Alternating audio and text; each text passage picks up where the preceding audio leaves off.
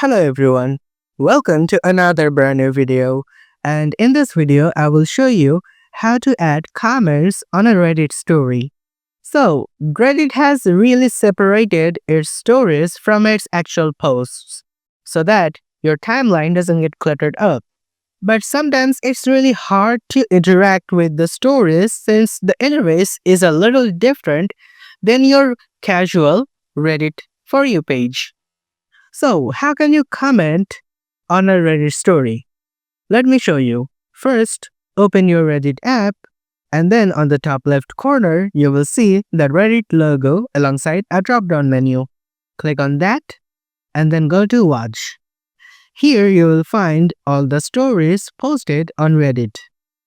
And if you wish to comment on any of those, here, if you look at the bottom, you will see many options. Upvote, downvote, comment. You can give them something and share.